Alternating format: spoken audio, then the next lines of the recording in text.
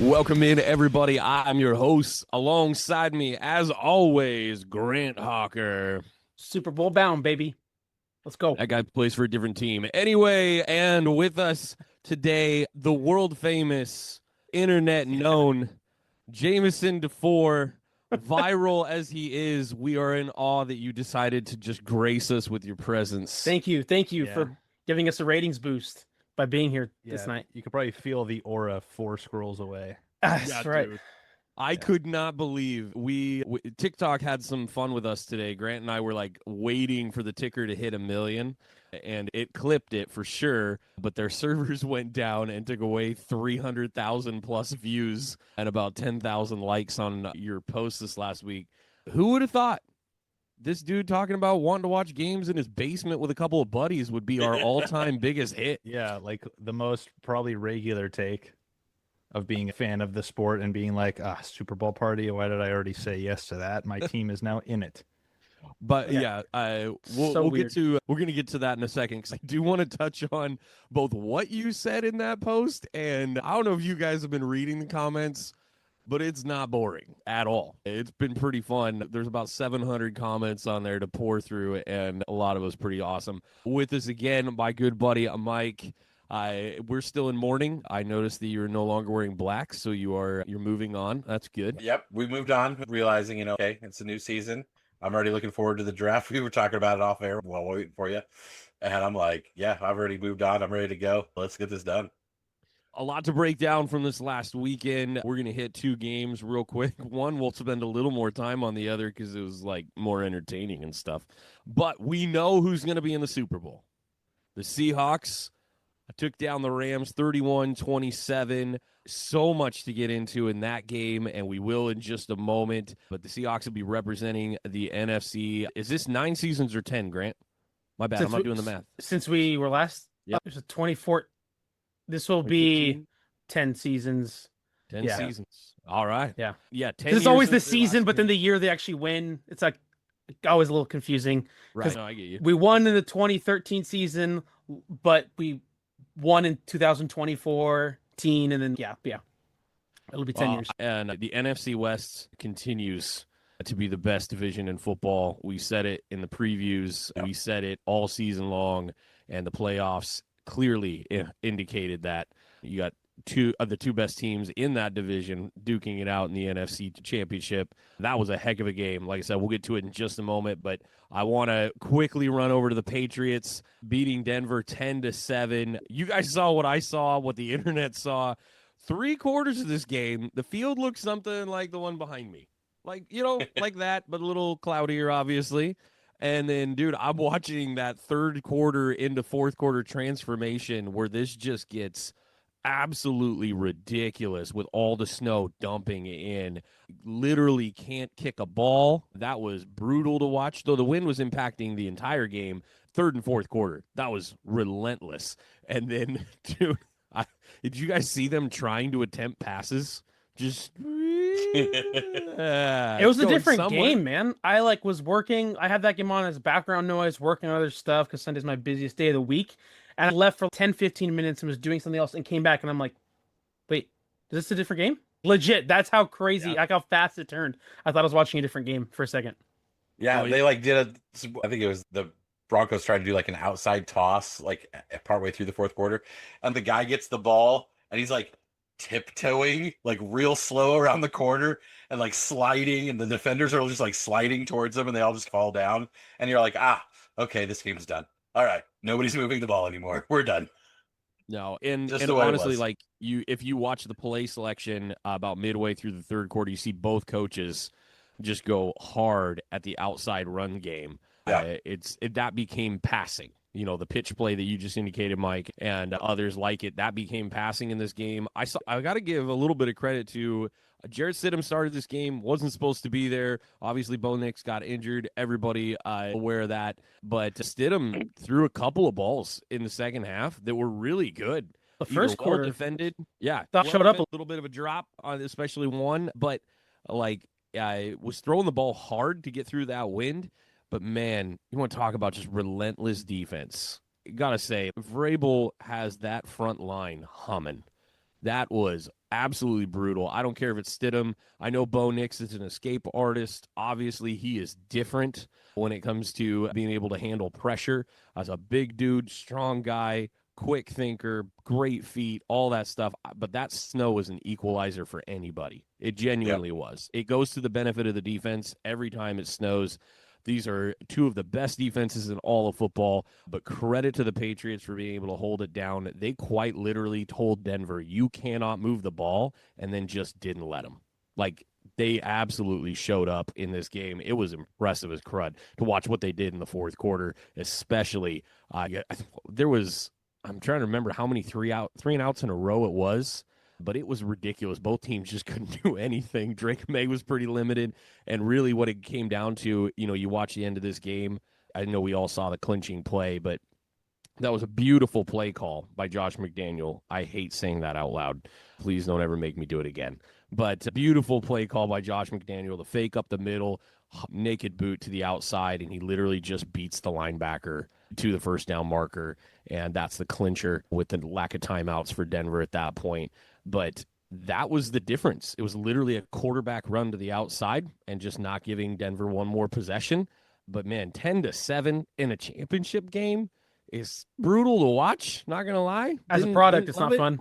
Even though we love defensive games, and snow football is best football. That's football weather for sure. But as something to watch that's entertaining for you to enjoy.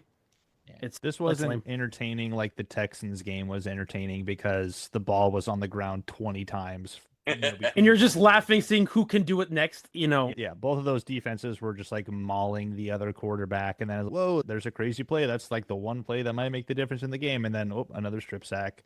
And then you go on and CJ Stroud throws, 80 interceptions. But yeah, this was just like the most boring version of that, which kind of sucked. Yeah. But it was cool to just watch the weather roll in. But the kicking was absolutely brutal in that game. Like, they were sending out kickers at one point, and I felt bad for Will Lutz. I'm like, what do you expect this guy to freaking do? Into the wind? Into the wind. And then the one that he has makes pretty good contact on actually gets blocked. I don't know if you, because they didn't really mention it. The hand got up there. Pat's got a paw. Yeah, they like passed over that pretty quickly, like in real time. And I was like, of course he missed. And then they show the replay and you see him get a hand on it. I'm like, and it didn't even miss by much. Like, the hand got on it like that, and it was a few feet outside, but it still got the distance even. Yeah. And I don't know if you guys heard, big contributor to that, they couldn't get the ball set in the right place on the snap because the snow was covering the field. They were off on their marker for the long snap. They were a yard closer than they were supposed to be. So the yard difference potentially between it being blocked and the ball actually being set where it was supposed to is also potentially the difference between a make or a miss there. Which is just, that's just crazy snow game stuff. Like, you can't see where to place the ball on the field. Yeah. So it leads to this getting blocked by just barely enough. Crazy. But otherwise, just not a great game. The guy that blocked it too, by the way, signed off practice squad for the game. Yeah. I didn't know that. Yeah. Made his money. Love that, dude. Like, they were talking about that just a little bit. I think on the comeback from the commercial, they mentioned that portion of it. But what was also hilarious on these punts, dude, was listening to the announcers say multiple times, we're waiting for the NFL to tell us what yard line it's on. We don't know. Yeah. They have no idea. Where are we on the field? On the chain markers, they were legitimately guessing, I guess, every single down in the fourth quarter on the distance. They had no idea. I feel like there's got to be a better process for that because it's not like teams don't play in the snow. Like, we talk about, like, snow is football weather. Yeah. And we've got plenty of teams that play in snowy conditions come December, like late December, early January. Like, why isn't there a better process for making sure that it's completely clear on the field with something like a snap, being 1 yard closer than it is, things like that? I feel like there's got to be a better process to make that happen. So those kind of things don't happen. So the big issue is the running clock. So when you have a possession, for instance, when they're handing the ball off like this and it's just killing clock, then again, there's no stoppage, there's no nothing, there's no timeouts, there's no TV timeouts, there's no injuries. That was nice, actually. There was no injury timeouts even happening. That clock's still moving, so they can't send the leaf blowers out there to go and knock out the lines even at the 5-yard distance markers. And because they're in such a confined space, trying to convert on those third downs or to convert on a fourth down, they're in that confined space and area. They don't have those guys available to come like behind or in front of them with the leaf blowers. Because if you saw where they were getting to, they prioritized those guys all on basically one side of the field, which is where the Broncos had the ball. So they were like, hey, we're just going to go down there and hit this. Broncos don't go anywhere. And it was basically that 50-yard stretch that they just kept doing again and again. The other side of the field didn't even get touched because the Broncos weren't down there back on their end of the field. They were always pretty much in New England's territory, unable to move the ball. But yeah, it's a big issue because the clock's running. That's the why. And going up to a kick, if they were coming off a TV timeout, that actually there's a competitive rule, I believe, that they are not allowed to do it for one team and not another. Yeah. So I do get that, like, can't do it for one of the other, but like I feel like weather conditions should nullify that. This has nothing to do about trying to special provision. Yeah, I don't know, but we see it's not it with a running clock issue, but we see like when kickoffs are about to happen. I know that the clock has stopped there, but if the ball gets blown off the tee or whatever, they stop, they reset, they have someone come and hold it, for the kick. They do have some of those provisions in there for weather, and so I'm just interested to see if that's something that they'll look at this year with some of that. I think the issue is it the same for everybody, because can they get that quality done for one team and do the same thing on the other side of the field for the other? In baseball, they're all using one mound, right? So it's the same for everybody. Yeah. In this instance, they'd be clearing, let's say, the 37 on one side of the field and then the 25 on the other. And did the leaf blowers do just as good a job on one side as the other? I think the competitive portion of that's something where they'd really have to consider. I don't know that they could. I honestly don't know if you can really adapt that much to it. But I do like them blowing the 5-yard lines and doing that consistently as much as they can. And somebody was like, "Are they allowed to do that even?" I was like, "Yeah, dude. It's like basketball. See where they go wipe the court. It's the same thing. Yeah, it's the same thing. Yeah, it's the same. You got to see where the ball's that's at. policing the game. Yeah. Like you have to do something. As long as they like do the whole field or something, that's fine.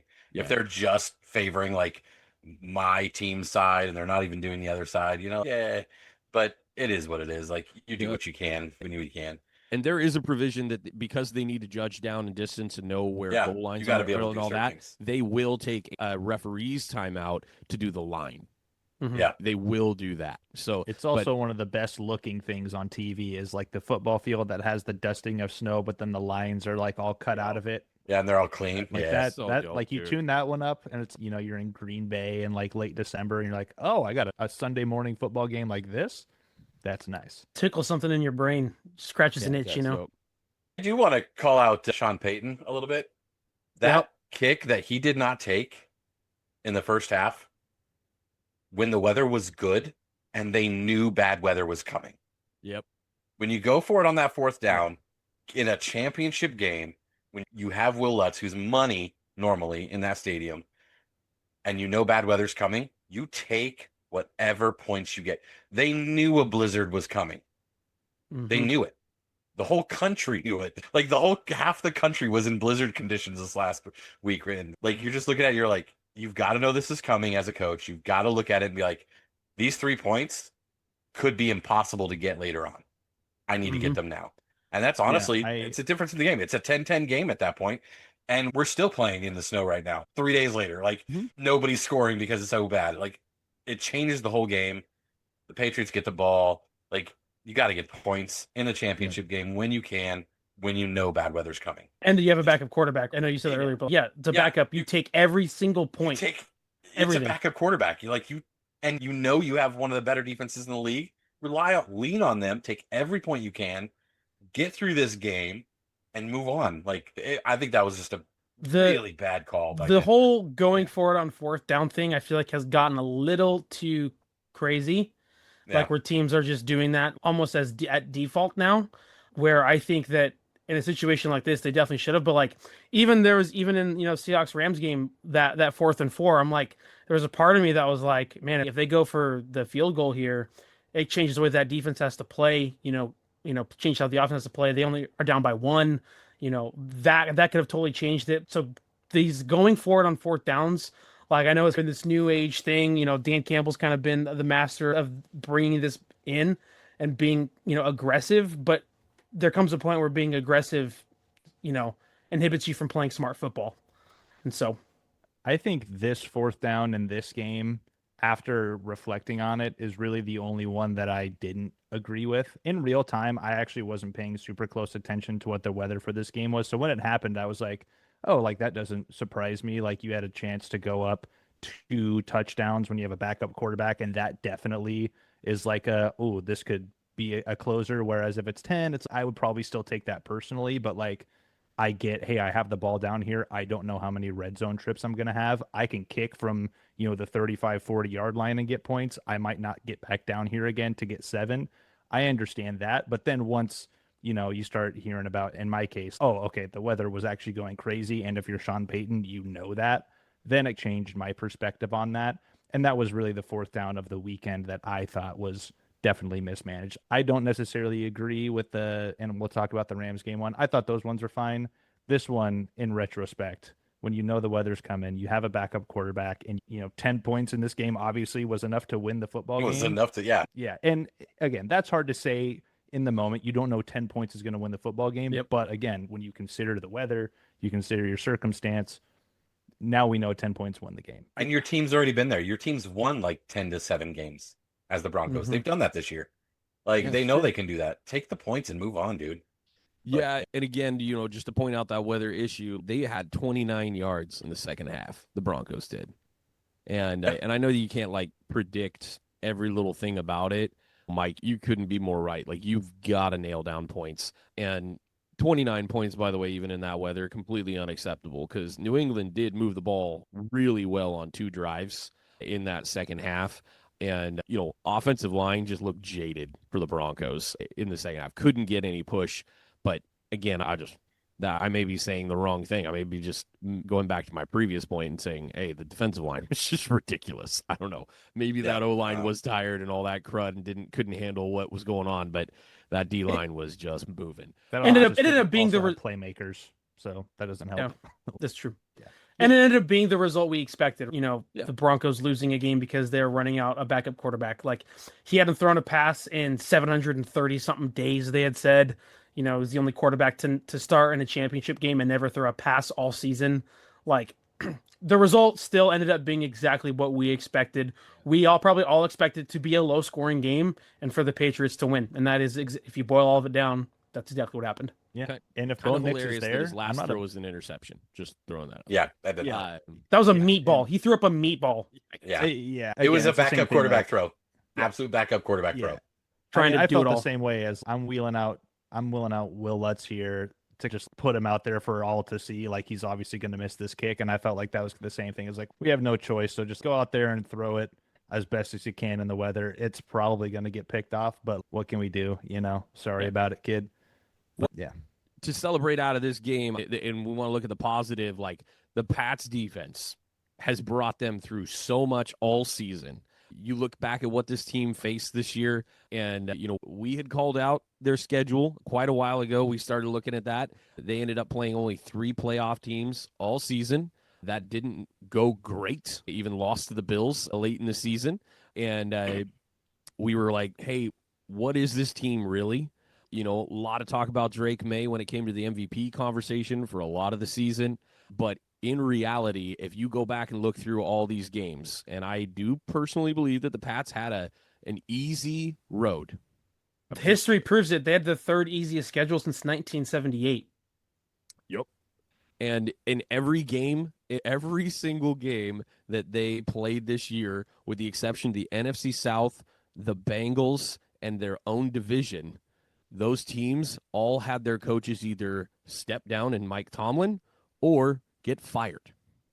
Every single one. So I like just looking back at what they did. I don't know that Drake May was as impressive as those numbers indicate, but I do know that this defense is terrifying. And it is absolutely in the right place that it needs to be right now. To the positive ends of this, Pats defense versus the Seahawks is going to be really interesting. I do think that the Pats defense, showed what they can do against the run really consistently. Went back through and I looked at some stats from several games.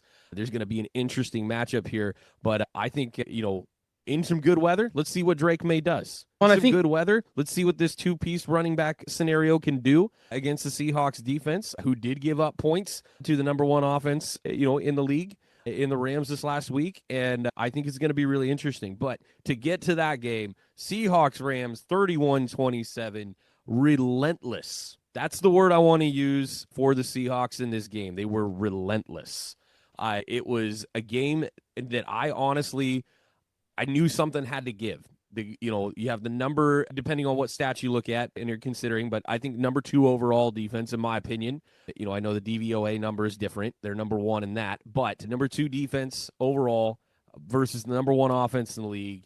These teams had seen each other already twice, and finally, coming down to this, Sam Darnold did the thing that everybody's been harping on, myself included, for his entire career. You got to go have one game. You got to have one big one.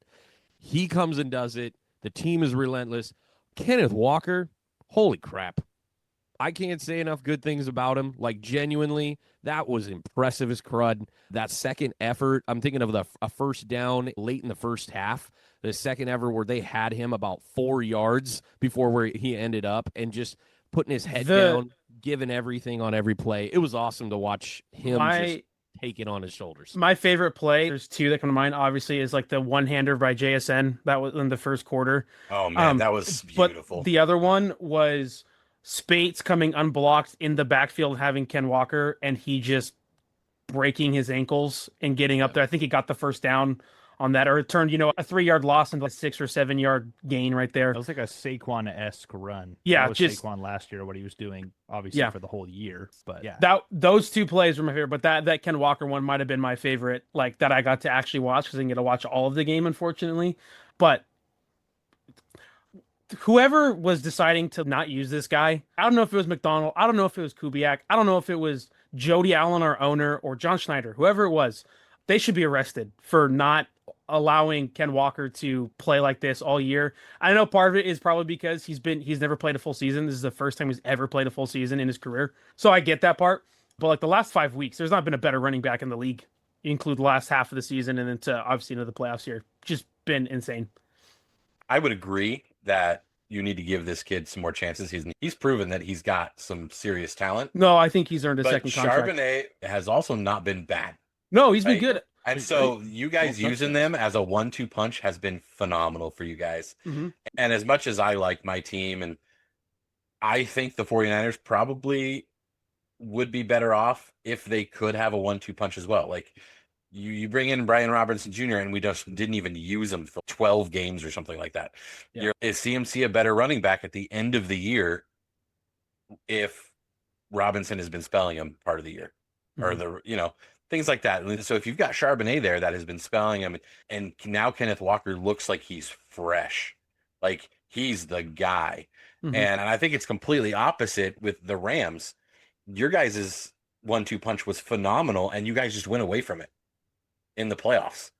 And I was very surprised. I'm like, why did the last few weeks, like I saw the Rams just get away from their 1-2 punch? Corum's been great, man. And you guys just stopped running them in the playoffs and in the last couple weeks of the season, and you guys were losing games. I'm like, what? I think in this game they split touches. I think they each had 12. Was it 12 or 11? Corum actually had more rush yards, and actually they were. I was looking through some different box scores because I wanted to see. There was really only one game. Like the Bears game, they ran Kyron 21 for 87, and then Corum for 19 yards. But that was because they were passing all game for some reason. And this game, I felt like it was like, this is just what the game calls for. It's Stafford and Darnold slinging it for 375 a pop. But yeah, like there were certainly times, especially in that Bears game, and even in the Carolina matchups, both times where it's like, hey, we can clearly run here, and then we just get sucked into some passing situations. And ultimately it was the same thing in this game. I felt pretty good running the ball against Seattle. Especially not always gonna get them, but like our interior run game, especially with Kevin Dotson back, was like, okay, here we go, let's get it. I'm certainly not upset with how this game Obviously, I'm upset with the outcome, but like with our offense in general, like I wasn't really upset with how we got to where we got to because it was just like, hey, Stafford, you're a superhero. Go throw the ball all over the best defense in football, arguably, and do it basically twice in a row against them and have 2 losses. So maybe you take that and you say, hey, maybe that should have been a don't give their offense as many opportunities to get back on the field by just tearing them up and going down and scoring on like so 5 quickly plays. because Yeah. your defense can't stop anything from happening. Yeah, and I Corum agree. had 6 yards per carry. Williams had 4 yards per carry. I don't. Mm-hmm. And you're looking at the same thing. Like you go over the Seahawks, and it's their yards per carry are not great. But they stuck with the run, like just the same. They both had 19 carries for both those. Walker had 19 carries. Corum and Williams had 19 carries between the two of them. Yeah, Walker only had 50 yards. Yeah.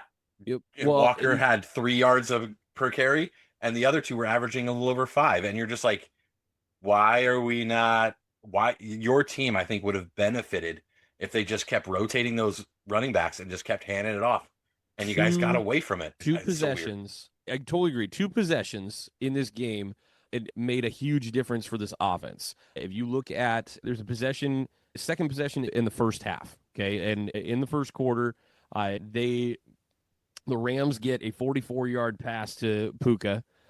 They are down at the 26. They go 3 straight incompletions after moving the ball down to the 26.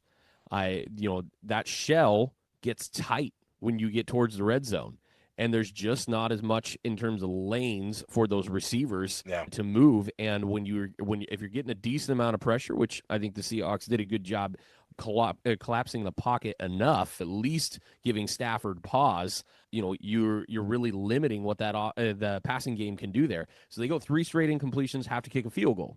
Second half, obviously, oopsie on the punt is a big deal. Bro's gonna hate looking at that tape. I hope he never watches it. That was, hide the forks and the knives, kids. That was brutal to watch. Niners fans know exactly how you Kyle feel. freaking Williams. Dude, just let it.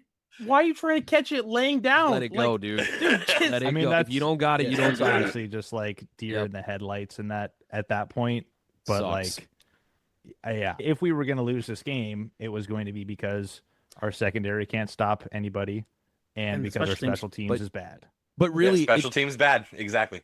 But really, it came down to me. It's 2 things on offense, or two possessions on offense, and the punt. Okay, so that other one was the first possession where you end up with a field goal because you did not put the ball on the ground at all. You literally didn't try and run it in that possession. There was a total of 6 plays in that possession, and you did 1 run for 3 yards with Corum. Okay, Kyron didn't even touch the ball. Was only out on the field, I think, for 1 of those plays, running a passing route. And then when you look at the fourth quarter, the series that went all the way down to the 4-yard line, okay, and they surrendered on downs. I genuinely hated the play selection because on the back end, when you look at this, 11-yard run, 15-yard pass, 13-yard pass, then an incompletion, 16-yard pass, 2-yard pass, 7-yard pass, incompletion, 3-yard run, 5-yard penalty. It was a 14-play drive, by the way. 6-yard pass, 6-yard pass, 0-yard run, then incompletion.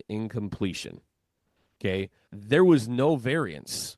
The Seahawks were doing what they do. They were limiting you. They're not giving up the big thing, but they're giving you a few yards. Intentionally, that's what that defense does. As somebody who watches, as a 49er fan that watches his own defense that doesn't give up the big thing, but lets you have first downs, this is what it does. And literally, as soon as you guys got in tight, Seahawks were like, nah, we're just not going to give you anything. That's when you have to run the ball. They were running, if you look at what was out on the field, it's a nickel coverage. It's expanded to the sides. You have a little bit of the middle. I would have loved to see the Rams try and run the ball on that possession, and not running the ball was what didn't get the ball across the goal line. You have it with Kyron Williams or Corum. I don't think it really matters which one you do it with. You can get that done. At the 4-yard line, not taking 1 shot on the ground in 3 plays, hate it. Yeah, that's what bugged me the most. I don't have as much of an issue with the play calling to get there because I felt that was just like, hey, we're at the end of the game. Stafford, that's what the game is dictating. Go get us in there. And then the thing that I've always had with McVay is a lot of red zone play calling, which Devontae Adams pretty much came in and helped clean that up this year by just, okay, I don't really have to call plays. I just tell those two guys to figure out their one-on-one and then just make it happen, which obviously, when you saw Devontae go out at the end of the season, how that kind of, brought us back into, oh, we can't really score in the red zone anymore. It's still getting down there, even when you have Devontae in the game, and really just abandoning certain parts of the offense that really bugs me. And I think there's also just a lot of questionable game management stuff still. We talked about it in the Chicago game as well, like going down, messing up timeouts, not throwing a challenge flag on the Cooper Cup third down reception because you wanted to call a timeout to have them review it, but they didn't do that anyway. So you may as well just have challenged it, lost the timeout that way, but instead you didn't even get a chance for a challenge, which I think it would have still been upheld. But it's things like that where it's okay. Now we don't have, even if you didn't challenge there and you didn't call a timeout, now you also save a timeout later on when you maybe need it for a Hail Mary shot. You don't have one then. There's a handful of things that McVay does with a clock management and just general game management stuff that I still think needs to be figured out. And that was another big takeaway for me. It was the things that bit us in the butt like all season long. Special teams. Like when I think of all of the back-breaking special team stuff this year, the Philadelphia game, the other Seattle game, the master class of a game on Thursday night, which ended up, obviously a punt return igniting that, a missed field goal keeping Seattle in the game. Obviously, this game as well, the punt return. And he, I personally think he should have been taken out of the game after the first one because it did hit the ground. It's one thing if you bobble it and it's okay, whatever, close call. But when you bobble it, put it on the ground, pick it up, that's when I'm like, get out of here. Well, the only reason that wasn't a muff is the only reason that was a muff is because Derek Young decided to go to the side of him instead of standing in front of him like he's supposed to, and then that would have landed right in his lap. So then on the second time, he's standing right in front of him to just grab it right there. So you said it though, Jameson. It was the things for the Rams. It was the things that had plagued them all season that all came to fruition in this game. The special teams haunting you in moments. The young secondary that can't figure stuff out. That holding call on Durant took time off the clock, tons of it. And they're late in the fourth quarter, putting hands on a dude that was never going to get the ball anyway. He just, and I think they correctly said it, the announcers did in the game, like he panicked. And you saw the youthfulness of that secondary come up. And then, like you also stated, the play calling. When it mattered, not running the ball is huge. And I think twice you took probably a total of the opportunity for 11 points off the board. We've talked a lot about how the Rams offense has had to get it done for this team. And when you look at that fourth quarter, the Rams offense or the Rams defense had done its job. Seahawks didn't score in the fourth quarter. They had 31 points at the close of the third quarter, and the Rams get their possessions, they get their opportunities, and the offense ends up being the thing that doesn't execute. Because I would say they got their yards, but they did not get the points necessary, obviously. They were moving the ball on that Seahawks defense, but credit to Mike McDonald for when it matters, shutting down Devonta Adams, who, by the way, did not have a catch in that fourth quarter, and when they got into red zone and got opportunities, he was not seeing the ball. There was double coverage on that guy the whole time. The last pass into the end zone was to Parkinson. They had one out to a running back. I'm going to forget if it was Corum or Williams that didn't go. They did a really good job on Adams knowing who he was in those moments all season long. So credit to McDonald and defense for doing it right there. But also just, yeah, man, the Rams did that to themselves. And I think that's what maybe as a fan really hard to swallow is you had your opportunity and it just didn't go. And it was your best thing. Your best thing is your offense. And the best part of you did not overcome the best part of the Seahawks when it mattered most. And that's rough. I know that's rough. So, yeah, I still personally take away that game as, the offense could have done some more, but I also think against the best defense in the league, they 27. did plenty. Like Matthew Stafford against them in 2 games, threw for 850 yards, 6 touchdowns and no turnovers, and we lost both of those games because Seattle scored over 30 points. Yeah. And the special the difference teams in the let us game down in both of those games. Yeah, and the difference in the game was your special teams. That fumble was the difference in this game. Yeah, because then immediately next the Rams 7 points. The Rams led in every other category across the board. Yep. Like honestly, your team offensively, defensively, it did better than statistically than the Seahawks did in all aspects, except for that one fumble. Yeah, that's and it. as good as Darnold was in that game, and I thought he was great.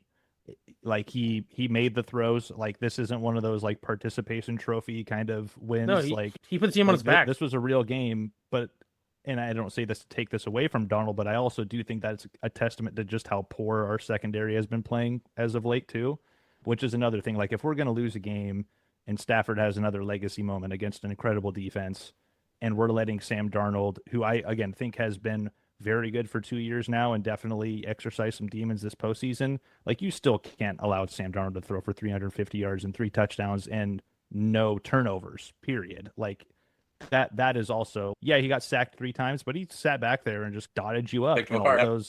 a lot of those balls, like the first one to Shaheed, if he barely gets shoestrung tackle, he burned that guy by 4 yards. Oh, JSN yeah. I was thought he was wide gone. open. Even on the one-hander, he was like wide open. In the end zone right before halftime, he was wide open. Like these are guys who are just, he's throwing wide open all around the field to guys because our secondary just couldn't hang. And that, again, has been like all year long.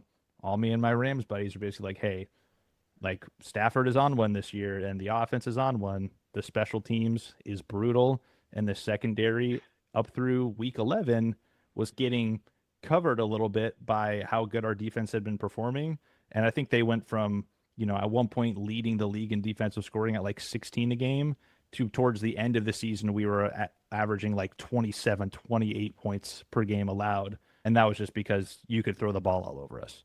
And so that's really frustrating. And if we don't, address that in the offseason this year, then we might be having a repeat of this year. If Stafford's back to play, I think he's going to maybe have a small fall off. I don't think he's all of a sudden going to come back washed after this year. Like his arm is still very live.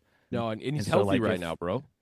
Yeah, like all Healthy. things considered, like for a Matthew Stafford season to come out of it the way that he did, like with how he entered the season, like he still got some ball left. But if we don't do something to address it, like it's going to be rinse and repeat. Like you can only overcome those things so much. And Yeah. when the margins were the thinnest, those are the things that broke first.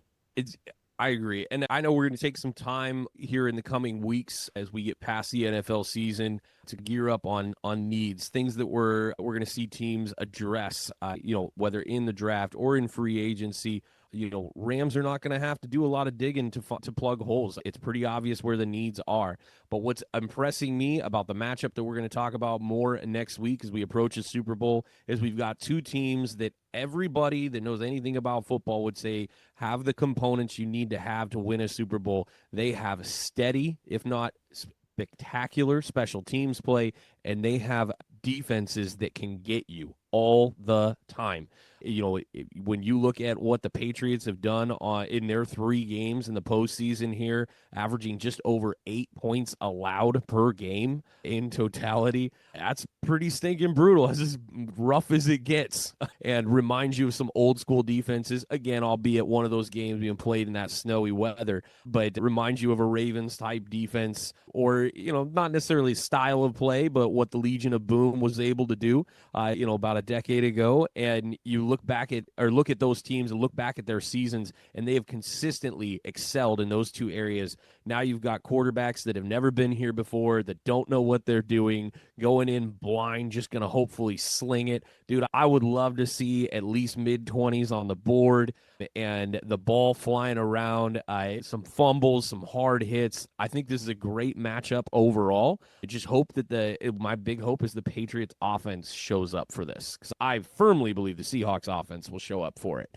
So will the Patriots offense show up, and can we just see this conglomeration of all the good things of defense and special teams make an amazing impact on this game and a whole bunch of electric fun? I think there's going to be some massive plays on special teams in particular. Dude, another block. He's got it in him. He's ready for another return. That could totally happen. But there could be so many things that go off because those areas of those teams are excelling right now. So I'm pumped for the matchup. I think it's actually a great matchup. Also, of course, Grant, this is the opportunity for redemption. So I've said like nothing. I haven't really gotten. You guys have been chatting about There stuff. you go. I said a couple Sam weeks ago. Darnold. I said a couple weeks ago that I was like, the opportunity is like the greatest like Super Bowl, like as a fan of a team, like to beat the Niners, to get the 1 seed in Santa Clara, to get the Rams to smoke the Niners in the playoffs, send them home, to send the Rams home, And then my dream was to meet the Patriots to rectify what has haunted me for a decade.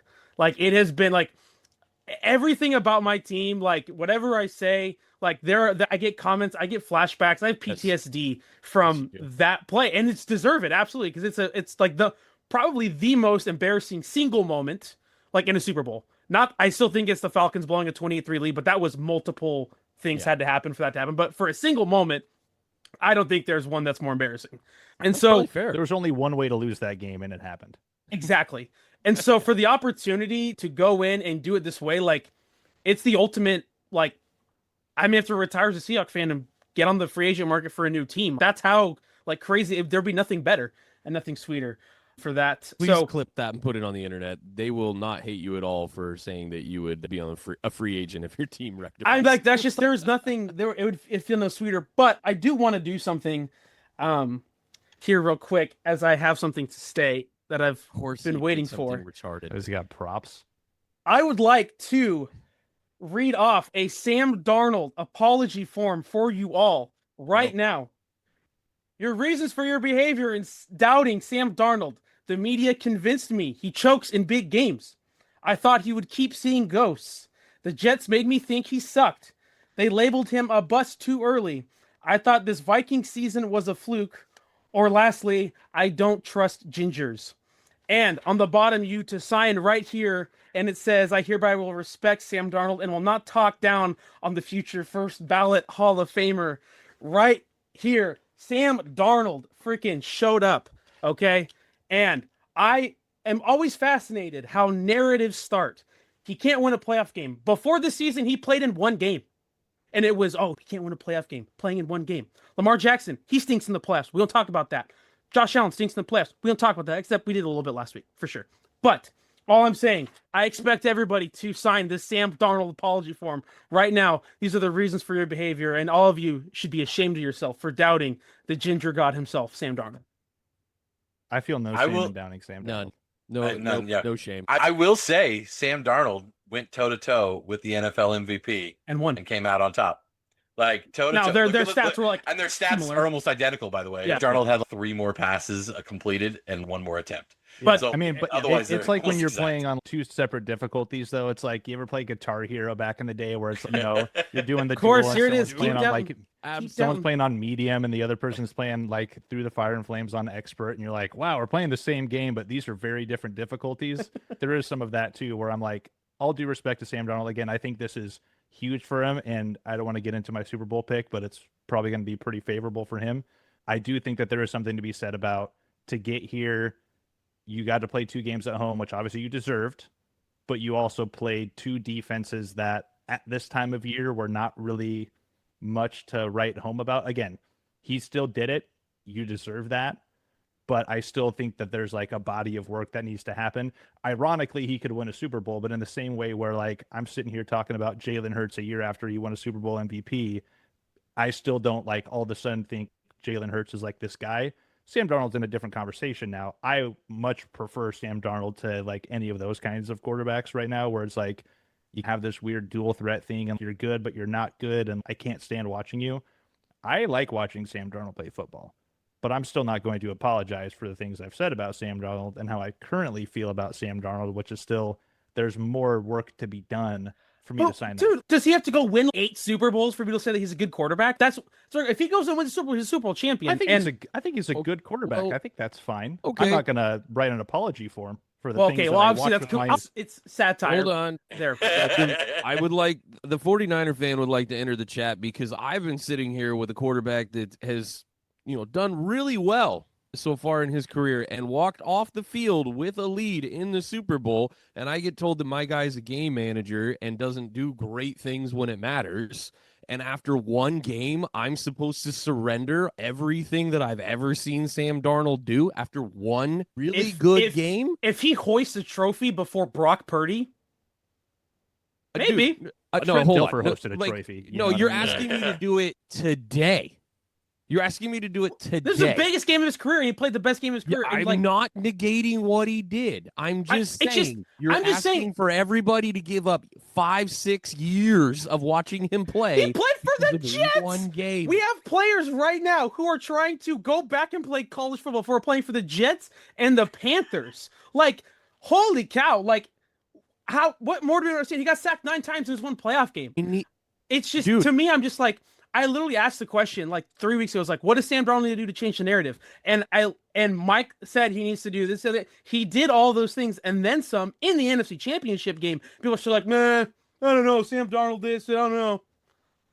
Come on. I'm no dude, who's sitting here saying that he didn't do a good job? Nobody. I'm just saying you're wanting us all to apologize, and all he did was make it to the game. We judge quarterbacks by Super Bowl wins, not Super Bowl appearances. It's why Dan Marino's not sitting in the top 3 on anybody's list with a brain. Legitimately, dude, have this conversation with us in 2 weeks. I got to say this too. A Super Bowl is going to be incredible for Sam Darnold. It still doesn't really change my overall opinion of him yet, because Tom Brady won a Super Bowl with that team, and nobody was all of a sudden, see, he threw 150 yards. Everyone's okay. That was it took more and more for him to become actually known as Tom Brady. In the moment, no one's, oh my God, look at this guy. They all thought he was getting replaced the next season. I also think you guys are taking what I said a little. Obviously, I respect Sam Darnold and not talk down about this future first ballot Hall of Famer. I'm not out here actually claiming. Obviously, you're being hyperbolic, but I'm also saying that's I'm not too big a word for this quickly. podcast.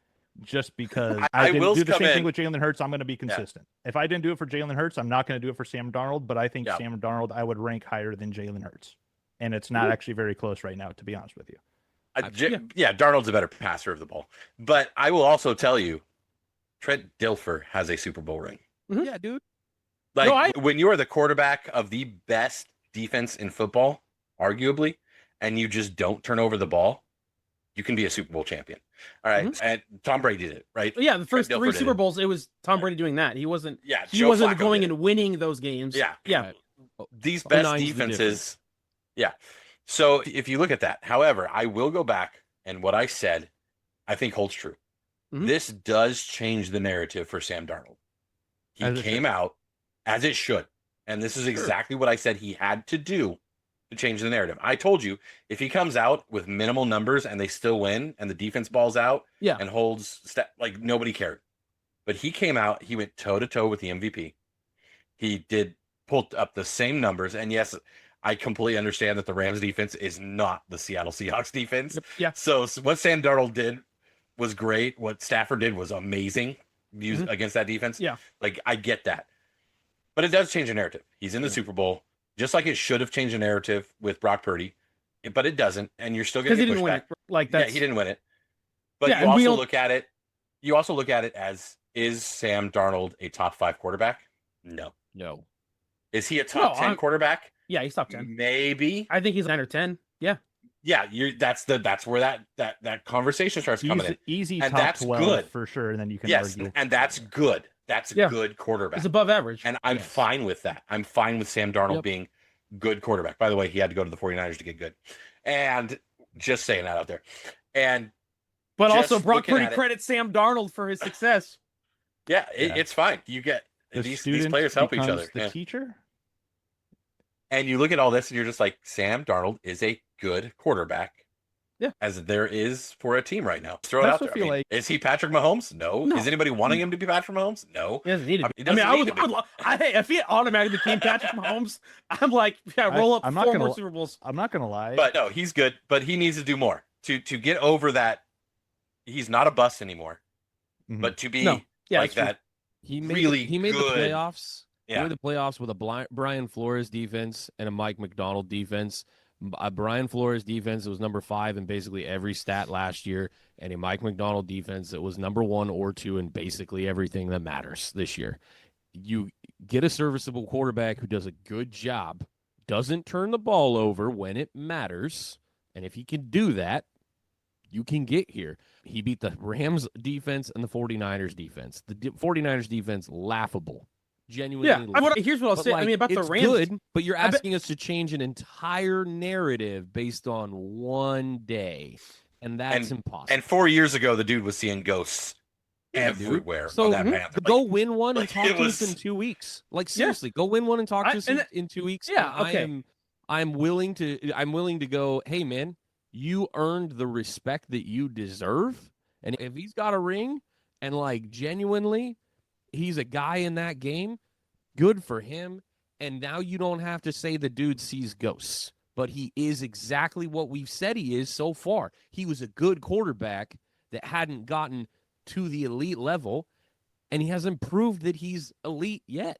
And this game didn't prove that either. It just proved that he can do some good things when it matters. And that's great. There's nothing wrong with being really good. He's just not, oh my God, elite. Yeah, obviously, half of what I'm saying is hyperbole for sure. Yes. But like the other thing too is I know the Rams defense definitely tapered off, but this was a Rams defense that like obliterated this guy like in the playoffs last year. 4 picks in a game. He had 2 turnovers in the game that they won because he turned on the fourth quarter in overtime. So like for him to come out and it was the best case scenario for him is to come out there against a defense that's tormented him, to come out here to deal like he did, to go to send his team to the Super Bowl. It's about as good as it could be for him and answered as many questions as he could at the present time where he's at. Because as long as he's a Seahawk, I will never root for him. That's fine. Yeah, that's fine. And to add to that, Grant, too, like because I think that's the biggest part narratively of this whole thing is, like I obviously I agree with what Matt's saying. I agree with my own take about, the defenses that you're playing and everything here. But there is something to be said about the Rams, like voodoo curse, like narratively, that's a big thing. Mentally, that's a big thing. And I think the biggest thing that I took away from this game as a big narrative win for Darnold is not just the numbers, but it's also when some of those passes and when some of those numbers happened to pop up. Like they were still throwing the ball at the end of the game because they said, hey, we're not just going to do the turn around, hand the ball off, run clock and surrender and punt and then play defense like most defensive coaches do. Yeah. They were still like, hey, Sam, this game is Get still in the balance. down. So just keep moving the ball. And they did. They were throwing the ball around. And that's not something that I would have expected in that spot to do, especially, again, with that defense, with the defensive head coach. I feel half the time you watch and they just say, we're just going to go ahead and punt I mean, I watched D'Amico Ryans have maybe the most cowardly punt of all time in that Texans game at the end of the game when he's, okay, I guess I'll just punt it now and give the ball to the other team and just let them win the game because I think, and maybe he's right, my defense can go win me this game. They didn't do that in Seattle, even though they have a defense that can do that. So I thought that was a huge win for Darnold. Yeah. Is we trust you. We know that this is usually where you're seeing ghosts. Go win us the game on top of the performance that you had. So I thought that was really good for him. Yeah, for sure. But yeah, no, obviously I'm popping because I can. My team. I was the last person on this podcast to not have my team go to a Super Bowl since we've done this thing. So I'm excited for the game. Obviously, we'll probably get into predictions and all that stuff, next week. By the way, freaking NFC West. Yep. I hate it. Come on, league. This is we're getting to the Super Bowl. Our teams are getting to the Super Bowls, right? Like we all knew that. For like sure, this game was the Super Bowl. I don't think we said that. We this all knew it and we texted about it, but and that'll probably allude to where I would imagine most of us were picking and where the favorites are opening up for this game. But yeah, dude, this was absolutely we had called it, at least I know I did, after that Rams Seahawks game, the first one. I was like, I think I said it. I was like, yeah, there's a good chance these teams are seeing each other pretty deep into the playoffs, just because of how that game played out. And then obviously after that second one too, for sure. Yeah. It sucks to not go to the Super Bowl. Obviously, I would feel a lot different if we didn't already have a Matt Stafford Super Bowl under my belt, to be honest. Yeah. I was, pretty annoyed with how that game ended, especially because I watched, the defense and the special team stuff come back and bite us again. But I, knowing that, okay, I at least got that Super Bowl and I can remember it. And it's still, embedded in my brain. It's okay, I can survive, but I could also survive knowing that at least all things considered, we lost to a team that I truly think was the best team in football. And I also truly think that we were like the 1B best team in football. And it sucks. That's how how everything had to fall at the end of the year, but we deserve to be there. And I think, even though there's 2 teams playing football, I think we're still the second best team this season. Get rid of some of the negatives in some of those other units, but get rid of conferences. Just all do seeding. 14 teams. That's how to do it. That's how you ultimately get that matchup right there. Hard pass. Hard No, pass. Yeah. I'm No, good. thanks. We've got a lot to get to in NFL news this last week. I'm going to, I know what I just texted, but I'm going to briefly run over this because we'll get to some details about it. And there's still a lot of chips to fall when it comes to coaching in the NFL and what's going on with the head coach carousel. The Bills today signed their offensive coordinator to become their head coach. Bradley steps in. I guess you got to keep Josh Allen happy. That's all the analysis I'm going to do on that one. Doesn't make a lot of sense. They brought a lot of dudes in, including Phillip Rivers this last week, to talk about this position, and dudes were taking their names out of the search, which I thought was interesting. But I also listened to their owner throw the coaching staff under the bus, McDermott specifically, in a press conference, and thought maybe this just is an owner you don't want to work for. I watched the tear-filled press conference from Mike McCarthy stepping in as Steelers. I've never seen him be any kind of emotion that wasn't angry, like, ever. I don't really remember him laughing except for winning, like, a Super Bowl, back in the day. So to see him, like, get super emotional like that and just tear-filled, his family sitting on the front row while they were introducing him today, that was pretty interesting. Not gonna lie to you, a hilarious hiring in my opinion. They're gonna Dude. be fine. They're going to be fine. Standard is the standard. But they're always fine. To quote Mike Tomlin, the standard is the standard. They'll definitely win 8 to 9 games a season. But yeah, everyone's like, he's that was a the first guy, question. so that's why he got hired. That was the first question. It was, Mike. We just had a Mike in here, and there's a standard here that a head coach named Mike can win us 9 games a year. Are you willing to commit to that in our culture here right now? And he was like, and that's when here is my resume. This is all I've done. This is where I belong. This is what I do. He said, I love winning 9 games a year. And you're going to give me Aaron Rodgers as my quarterback? Maybe. Wow. Aaron Rodgers run away from this, dude. I feel like, I don't feel like this is a move that keeps Aaron Rodgers in the building. Yeah, Absolutely not. Absolutely not. I literally got this guy. I got rid of this guy like 8 years ago or whatever. Aaron Rodgers, all in 2011. Let's go. The reunion. The only reason McCarthy has a Super Bowl is Aaron Rodgers. Remember 15 years ago? This is that 90s show reboot of that 70s show. Yeah. Like, legit. We're just gonna truck them all back out here. Everybody's older and less aware of things, and all of a sudden the show's not like the this isn't fun episode. anymore. Yeah, dude, it's it's the the single episode. Yeah, it's the lateral of all lateral moves to ever laterally move. That's it does nothing. Like we were talking a little bit before the show, like, why didn't you at least just take a flyer on one of these young offensive or defensive coordinators? Because there's at least some excitement of what is this? Is it like that Alex Jones meme where he's like more red in one of the pictures? He looks the same in both pictures, but one of them he just looks more red, and that's like the difference.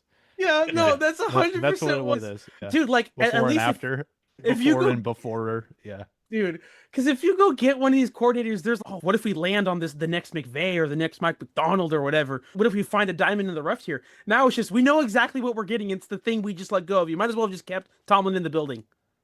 And I would say I'd rather have Tomlin went with and won a Super Bowl and was competitive with Big Ben, while McCarthy won with Aaron freaking Rodgers. Underachieved with with one of the most talented quarterbacks to ever play the game, and he underachieved with him. And then Tomlin don't get me wrong, Big Ben's great. Like, the dude's a monster. Terrible, hard to bring down. He's bigger than most defensive tackles. But he's not Aaron Rodgers. And you elevated him and that team. And McCarthy was all like, take me to the Super Bowl, Aaron Rodgers. Like, I'd rather have Tomlin. 100%. So weird. This makes no sense. This is the doesn't make sense hire of the entire cycle for sure. I cannot wait to break down what this guy does in the draft, for the record, by the way. It's going to be really fun. We definitely need to have our good friend Brittany join us for our draft party, which we will talk about on our post-Super Bowl episode upcoming. But other ones, you're pissed. Like, it's a final thing. Yeah, if you're a Steelers fan, you're pissed. Yeah. You should be. And let's hear from every Steelers fan all about it. John Harbaugh get introduced as the coach of the Giants. Great fit. That's a good get for everybody. There's a lot of money for him to spend and a team for him to shape. Those guys even make the playoffs in the next 2 years. Brilliant move. Stefanski going to Atlanta. I like this. Replacing Raheem I like Morris. this one a lot. Yeah, this is good. We'll see. Because I like there being an offensive guy in the building. Yeah. With all the offensive players that they've drafted that have been just completely misused for years, to have an offensive guy in the building, to me that made sense. Yeah, you gave him the guy who led the league in like total yards this year in Bijan. So that's great. Quarterback situation, maybe not so much, but maybe that's, hitting a little too close to home. He said, I can work with that. Just give me like Bijan Robinson. I haven't had a quarterback my entire life. So that's true. And two, he's not going to have a front office that's actively trying to undermine his success. Because they're so stinking stat driven. Have you guys watched like any of the breakdowns? Tom Pelissero did a great breakdown on how the Browns are looking for a head coach. They legitimately are having these guys take personality tests. Yeah. They are having them take homework assignments after the first interview if the personality test goes the right way, and they're having them break down analytics in those homework assignments and then coming back and doing a second psychological test in addition to it. That's why they don't have anybody yet, because these people are crazy. Who do they think? They're the Cleveland Browns. They're not like an iconic franchise like the Cowboys or the 49ers or the Giants. Who do they think they are? To like the block have number the earlier standard this week, they kept calling me. I was like, dude, leave me alone. Holy cow. I have no idea what's going on in Cleveland, but it'll be awesome to see if Stefanski is the coach we think he is. I want to say that it'll be awesome to see it, because we have given him a lot of props for making a lot out of nothing, and I understand it hasn't translated in a lot of wins, but if you watch the way that those units usually shape up, they have limited personnel. The GM, and what the GMs do there is they try and get the most bang for buck out of, Jerry Judy's of the world, and so you watch like how they construct a roster, and it makes no sense because there's no big playmakers. And this is a team that gets the opportunity to take no shots down the field the way they're constructed. So Stefanski, with an ownership behind him, with a GM that he is going to be excited to work with, Matt Ryan taking over as the president of football in Atlanta, I am excited to see if he is the coach we think he is. Ravens get Jesse Minter. He takes off from the Chargers DC spot. Man, I bet they wish they would have just let Harbaugh go a little earlier and kept McDonald. That would have been a nice move. Ravens fans punching the air right now. Yep. But Minter comes in, and we don't know. The Ravens are patient. Their owner has said they will be patient. They will develop culture. They'll do all the things they did with Harbaugh. He's looking for the next Harbaugh. And so that'll be interesting to watch. The Dolphins get Jeff Hafley, the Packers DC, who honestly probably overperformed in his position in his time there. Like, that's been pretty impressive. And that's a stark contrast from the way that they went in their last hire. This is the pendulum swinging in the world of hirings, because they went after the trendy offensive guy last time. And so they go after a dude that's overperformed, set up great schemes, and gotten a lot out of players that we didn't know the names of. And he was a very popular pick, and it was pretty well respected on a lot of like analysis show, sport, NFL shows, stuff like that. That was a name that a lot of people were throwing out as this is a guy that might get a job, and he's super well loved and liked, and has a great reputation. So you've never heard his players complain about him. That's one thing that somebody pointed out this last week. I was listening to a few different takes on this, and they were like, no one's ever complained about working for this guy. He is consistent. He cares. He does everything the right way. And he loves players, and he's not Mr. Celebrate everything, but he is like, hey, if you do it the right way, you'll get the right outcome. So that'll be interesting. That's a huge change of pace for the Dolphins. They're going to get a lot of like regular quotes and stuff from the podium. Unlike the other coach they just let go of. He's going to be flat. He's going to be normal. Yep. He's not going to say weird stuff. Boring. I think they are completely fine with that right now. But by the way, watching his owner have to ask his personal assistant the names of the coach and the GM that he had just hired during the press conference was absolutely fantastic. Thanks, billionaires. So much fun to watch you control teams that we like lose our minds for, and then you're like, wait, what's this guy's name? What? I still wish, John? by the way, Jeff. Yeah. Jeff. Got it, Jeff. I still wish that was Chris Shula, by the way. I thought the Shula thing would have been cool in Miami. Yeah. Hey, let's just put the Shula name back in Miami. They don't really have any expectations. Yeah, go do that. I thought that would have been cool. Hey, no hate on Jeff Havley, because we are hopeful that he will do just fine. But if it goes the normal trend of the Dolphins coach, we'll see in 3 years, Shula. You can come back and get another interview. The Titans take Robert Saleh and end up with Dable as the OC. That is a fantastic duo for them. But as somebody's already pointed out, it's not like they didn't have good coaches before. So unless this reshaping of the front office really is taking place the way they say it is, I don't know that it really matters a ton. And I'm saying that as a guy who loves Robert Saleh. So I am so sad. I am so sad that he took a job. Yeah.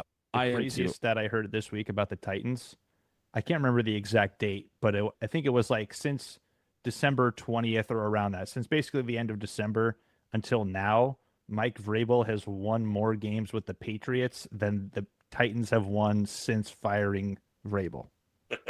Boom. And by the way, I don't know, if you're not paying attention, football doesn't start in December. It actually starts back in September. So you have to catch the very tail end of the season up through the playoffs just to find a number where it's, oh yeah, the Titans have still won fewer games since getting rid of him than they won the last third of the season. Oh, and by the way, remember when that dude took a year off?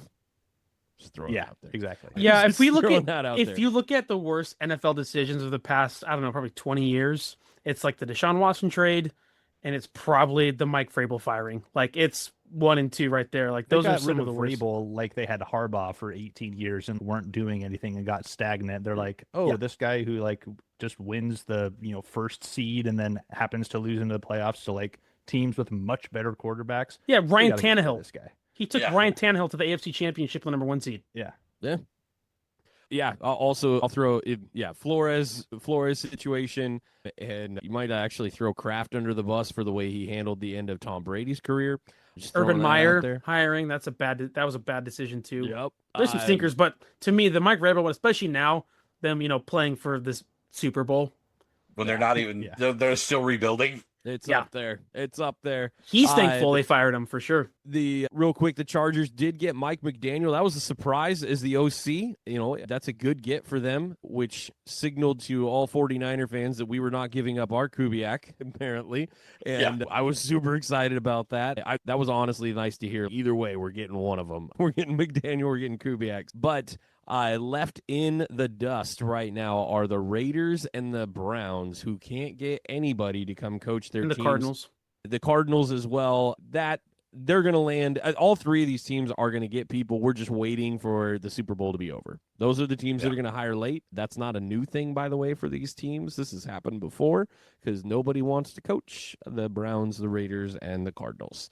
Unfortunately for Clint Kubiak as well, I heard this take and I was like, dang, that actually sucks when you think about it, but it's a good reason to have it suck. Clint Kubiak probably missed out on the opportunity to coach Josh Allen and the Bills because their team is in the Super Bowl. Yep. He really hopes they win a Super Bowl so it doesn't sting. Yeah. Because if you're a Bills fan, I think you're also probably, dang it, couldn't they have lost so we could have this guy instead of being in limbo? And then eventually you bring in, your offensive coordinator which real quick, just to touch on that, the vibes were bad because things got stagnant.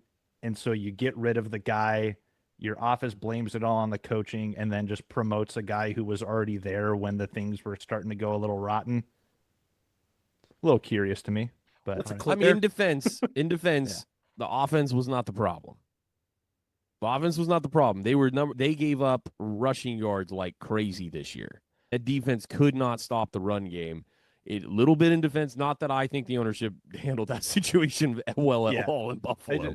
I think in a coaching fire sale like this year, that's what you end up with. Sucks if you're a Bills fan, but it also sucks again if you're Clint Kubiak and you're like, okay, let's see. I'm cooking up this year. Our offense is great. We're in the Super Bowl. If I want to be a head coach, I get a pick between the Cardinals, the Raiders, and the Browns. Maybe I'll just pass. If I were him, that's what I would do. I would do Ben Johnson. To be There's a report that the Seahawks are another year. The Seahawks are trying to do whatever they can to keep him.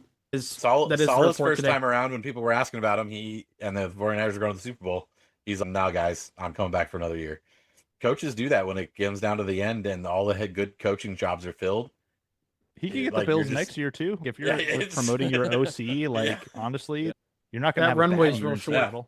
There's going to be it honestly, like, the really interesting quick bend that's obvious, I think, with the Raiders and Clint Kubiak is he would be reunited with the guy.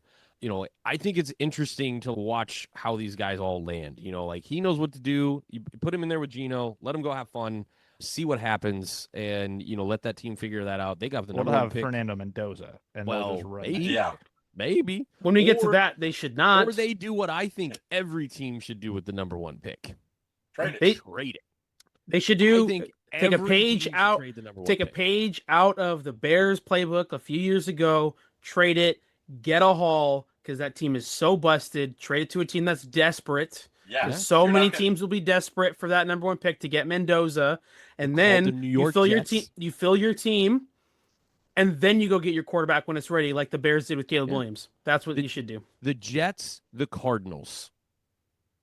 Why wouldn't they do it? Yeah. Their organizations suck. This is what bad organizations do. Mike says it all the time. I would Like, hope the this is what Cardinals bad don't. teams do. I would hope the Cardinals don't get Mendoza. Sure, but to be honest with you, I'm not that worried about it because they're going to Yeah, screw up I- everything else. It's That's true. So, Remember, guys, it this doesn't is It's like the matter. worst we're talking ownership about. in the league.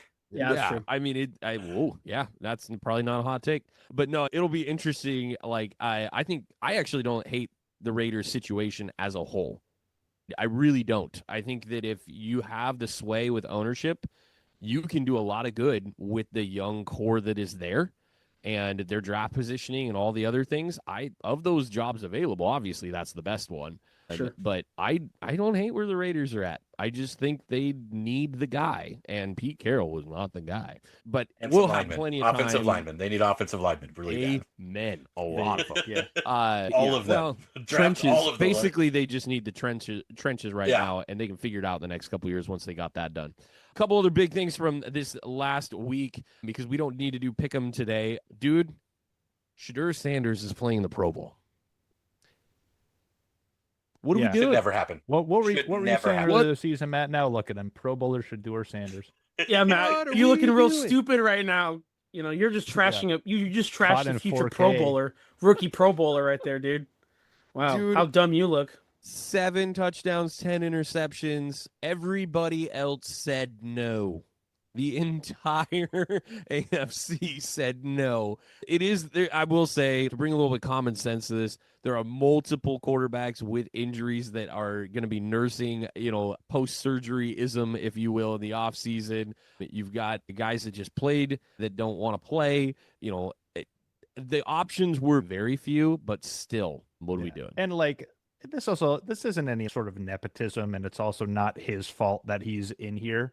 It is just an example of how bad the Pro Bowl has been for a long time. Amen. And I think what's really annoying about this whole thing is just like how those Pro Bowl designations work on like your resume for your career. Legitimately, unless something changes, like in his Pro Football Reference, he will have a Pro Bowl listed next to his name. So something's got to change there for the sake of what that award is actually supposed to mean. Because obviously this isn't some badge of honor that you earned this year. Like, It doesn't you're mean just what there it used by to. default Dude. because nobody showed up. I'm the slowest guy at the race. 1 through 15 didn't show up, and I'm here number 16. I guess I won. That's pretty cool. Like, I got a gold medal, right? Cool. No. So Cool. yeah. No, But I it's mean, obviously like objectively hilarious. I will be watching, most likely I'll be watching junior high boys basketball during the Pro Bowl games, whatever it is. That'll be better. That will couldn't be care a better less. product to watch. Yep. I promise you. I will I- cheer loud and have fun doing that because this is a waste of my time. Honestly, my kids and I, we watch all the skill stuff. They love watching the dodgeball. Like they think it's absolutely The fun Ocho? and they love it. They just go into it and they're like, yeah, let's do it. As soon as it gets to the game, nobody cares. They're like playing tag and touch. This is the time where you get down to where Shadour's making the Pro Bowl, and you got for the year he had. Maybe in the future he is a Pro Bowler. I don't know, but a year like this, and you're just like, shut it down, guys. Either that or move it behind the Super Bowl like it used to be, so that those Super Bowl teams can actually get to the Pro Bowl. You're doing it before you're cutting out a bunch of Pro Bowlers. It's not a good take. It's really bad. I understand that bonuses rely on making the Pro Bowl. Like, I get that. Maybe we just make it like the All Pros where you just get named to the Pro Bowl. This is our All Pro team. This is our Pro Bowl team. It's not as good as All Pro, but this is our Pro Bowlers. You still get your bonuses for making Pro Bowl. that there's no more game. There's no more. Or if And you're we- a the replacement, NFLPA could just kill it. Yeah. The Yeah, NFLPA just could be literally done. just like- kill it. yeah, Just be or done or and if get you're outta like here. if you're named to the Pro Bowl, like that's the stamp, and then if you're a replacement, like you get a, I don't know, go do fun Pro Bowl stuff, but it's like you're kind of, maybe you get like a little bonus check, like, hey, thanks for coming, but you're not actually going to be listed as a Pro Bowler as in a the Pro history Bowler. of Yeah, the that's, sport. yeah, exactly. Well, And let's it's just still- change it to high school and let's go first team, second team, third team, and be done with this garbage. All pros in the Shador's first like, team, what second does and Shador third get like, their bonuses, ninth take a team? walk. Yeah, Shador would No, probably I- make I- the team. Yeah, for sure. I don't disagree with you, and I think that's where this has got to go. I understand that we use Pro Bowls rankings, like this guy made 9 Pro Bowls, so he's going to be in the Hall of Fame or whatever. But it meant different. Like it was when we were kids, Matt. The Pro Bowl was different. Like these guys played in Hawaii. They actually went out and actually hit each other in these games. It meant something. And I watched the kicker's head get taken off Yeah, just for funsies in the middle of one of these games. Dude, they stopped Yeah. hitting 15 years ago. This is pathetic and it's boring and it doesn't make any sense and it doesn't need to be and a the part of players our don't lives. really care. The players don't. Really No, care. And you dude, can I'd tell. rather watch them fish than play in that game. I would would watch, rather like- watch them go fishing. I'd rather watch 2 quarterbacks, like one from the AFC, one from the NFC, like play Madden against each other than do anything. So else. you know what they Madden's should are- do? They should do in the Pro Bowl. They should go play like a basketball game or like home runs, like a home run derby with football players. That's what they should go do. Something Just- else. Just do a pump pass yeah. kick, literally again, just like Yeah, do pump that. pass kick. Yeah, that's what my kids. Okay, hold on. That's what my How kids about- watch when we do this. They don't care about Or the the game. They just kicking, want the fun kicking stuff. tic tac toe. I thought was actually sick. When they did Yeah. that. They're borderline getting to this, but what if they did? Remember the classic movie Heavyweights? Yeah. The competitions in heavyweights. We bust out the go-karts. There's trivia. Like Yeah. legit. Like I you might get- watch that. I might want to watch. Dude, have them get the paintball guns out. Like seriously, do all of it, and I'd be down for that. That'd be Yeah, I I might- want super to watch fun. Miles Garrett play ping pong against some other large human. with Cam Little, Miles Garrett versus Cam Little Yeah, ping pong game. Yeah, Book it. dude. yeah. I seriously, That'd be more fun. We need to make Just do this like a pitch to Survivor ESPN. of They can make NFL anything players. happen. That's all you gotta do. Survivor. Yeah. Yeah, just do like a All right. Survivor, like a mini, like AFC versus NFC or whatever you want to do, like position groups. I don't care. Do something Yes. fun. I don't. Let's I all don't right, want we to need watch to him play clip football, what we just ironically. said. Tag Pat McAfee in it, and then he can buy this clip from us and then burn it from the internet, and they can take all the credit, and then we can Hey. just watch what we want to watch. That's fine. Pat I'm McAfee, good. you're listening to a million view channel right now. Okay. Yeah. So We For we sure. are podcast ghostwriters. Let's Yes. go, dude. I'm for it. Yeah, check the stats. Look how many views we got this last week. I'm Yeah. glad that we all know that we'll be doing other things. Also, getting ready for the Winter Olympics because big Oh, fan, hold on. big Time out. freaking fan. Time out. We did talk about the biggest elephant in the room that happened today. What? Bill Belichick Oh, getting Well- snubbed from Oh. a first ballot Hall of Fame. If we want to talk about Oh man, Shador that Sanders sucks. and how laughable Yeah. that is, I think it's at least deserved for us to spend 5 minutes here because it just happened to. to be fair, one of us did lose his mind about it already today. this has been my thing. Why do sports writers get a say? I've never understood it. I've never understood why the sports writer for Most entitled Philadelphia thing, like, or in sports. Texas or Seattle or New York, they get to decide these things for that, as opposed to players and coaches or Football GMs, owners, owners. I Like have an even answer for owners. you. players should. I have an decide. answer for you. It's because sports writers used to be the only ones that watched every game. That's how it started. The Mhm. sports writers traveled with the teams. They watched every game. They got to actually see the players. This is before TV, right? And so all this stuff started beforehand. And they're all like, hey, sports writers, who are the best players? You've seen them all, right? And that's just how it started. And I get it. And at one time, it made sense. Now we all have eyeballs and we see what's going on. Yeah. You're not like, important anymore. You're not important anymore. Like we can see it. All Yeah. media is like that, right? All We may as well special be news media. voting on it because we have a podcast that we do for fun. That's essentially what it is. And unironically, we would have a better time doing that because we know ball and they just want to hold grudges against people who didn't answer their terrible interview questions for however many years, And- Okay. And one time you got, I'm going to air quote here, caught for cheating. Yeah. That is like completely just. And again, Yeah. that the sports writers then get to decide to enact punishment for that. That it's the sports writers that get to enact it, not owners or former players. Heck, even current players. Why not throw in some current players in there? Like you say, you've been in the league for 10 years and you're still playing. Maybe you get a vote. I don't know. But Yeah. the sports writers, same thing as it's sports writers that vote for. I had my beef with it when Cal Raleigh didn't win MVP in the MLB over Aaron Judge, and it's because sports writers. There's more sports writers in New York, so they of course voted for their guy because it's the biggest media market in the world. So there was more of them to vote, and they're obviously going to pick their guy. Like that's insane. There should be like one delegate from every team, from the front office or team. I don't know, but I don't understand it that they get to decide who does and who doesn't. Yeah, and it's really easy. If he was your coach, you just don't get a vote. So either good or bad. Kraft and Belichick had a falling out. Obviously, he doesn't want Belichick to get anything for it. Like they had a big thing.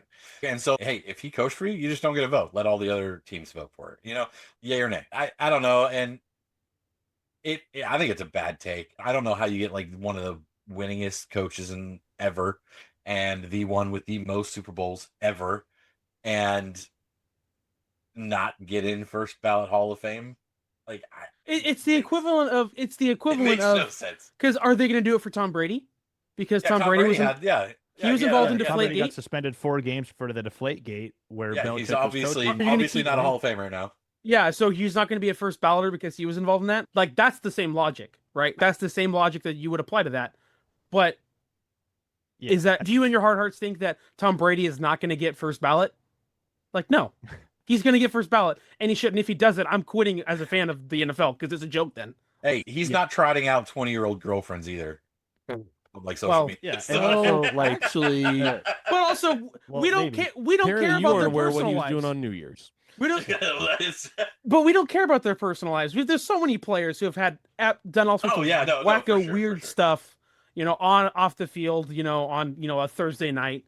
But we don't hold it against them what they do on Sunday. And I think the thing that frustrates me the most about this too is not only the accomplishments, which are obviously many, and if not the most of any coach to ever do it ever, it's also, I think, the biggest disgrace of all, like Belichick's reverence for the game of football, like the history of football, what football is, what it means, is like nobody really quite matches that in the way that Belichick does. Like watching Belichick talk about the history of the NFL is like one of the most like jaw-dropping, encapsulating things you'll see in sports.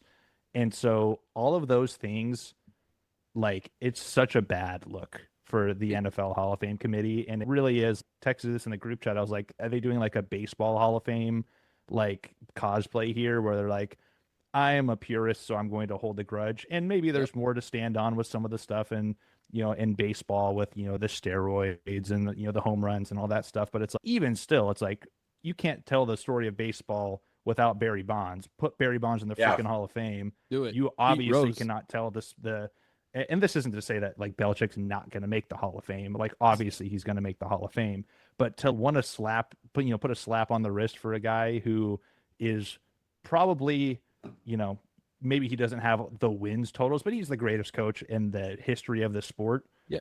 Are we serious right now? Wins don't lie. Super Bowls don't lie. No. They should have just put him in the Hall of Fame as soon as he retired, just out of a courtesy, be like, hey, thank you for everything you've done for football and how dominant you've been. Here's your gold jacket at the end of your final press conference. Yeah. Walk off, put the gold jacket on him and say, all right, we made special rules to expedite this historic event for the greatest coach in the history of our sport. Yep. But here we are somehow not making him a unanimous first ballot Hall of Famer. It's just unbelievable. When you talk about a slap on the wrist, he got the slap on the wrist. The NFL handed out suspensions to him and fines.